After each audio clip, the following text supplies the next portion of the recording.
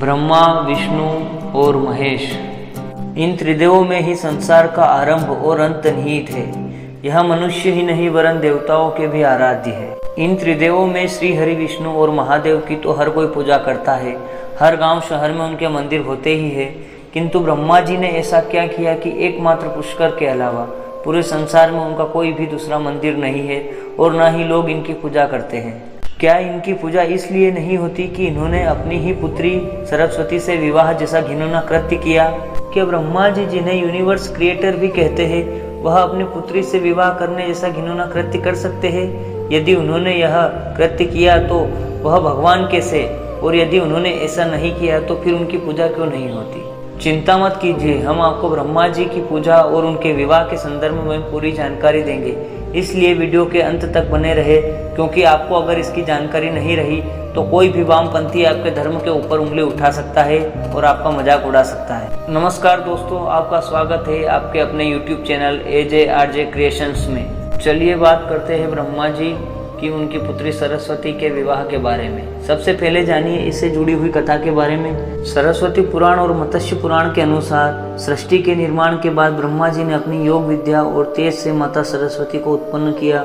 क्योंकि ब्रह्मा जी ने उन्हें स्वयं उत्पन्न किया था, इसलिए वह उनकी पुत्री मानी जाती है।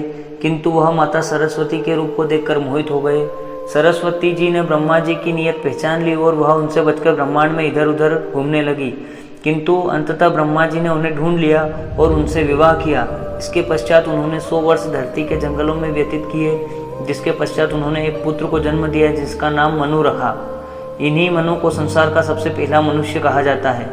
कई विद्वान इस कथा को एक भ्रांति मानते हैं, क्योंकि अंग्रेजों और मुगलों के काल में इन पुराणों के साथ कई छेड़छाड़ हुई, जिससे हिंदुओं में यह भ्रम उत्पन्न हुआ।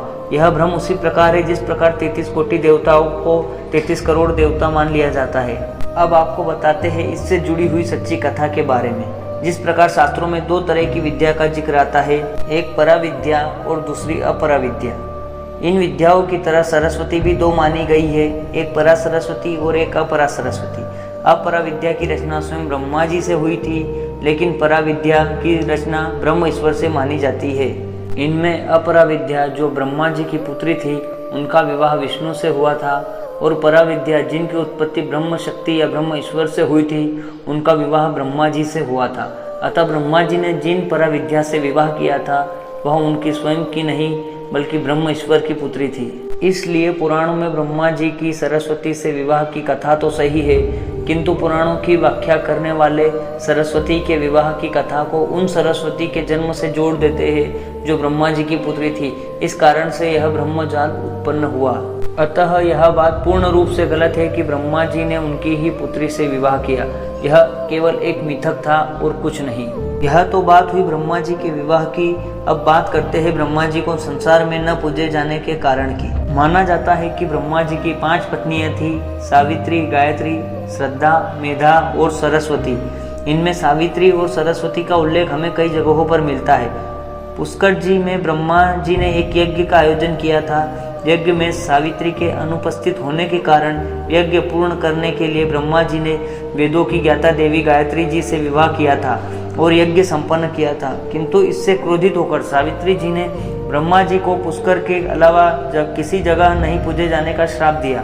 इसीलिए पुष्कर जी के अलावा ब्रह्मा जी का पूरे संसार में कोई भी दूसरा मंदिर नहीं है। मित्रों, आपसे निवेदन है कि इस वीडियो को ज़्यादा से ज़्यादा अपने मित्रों और परिजनों को शेयर करें, ताकि वह इस भ्रांति से बच सके कि ब्रह्मा जी ने उनकी ही पुत्री से विवाह किया था।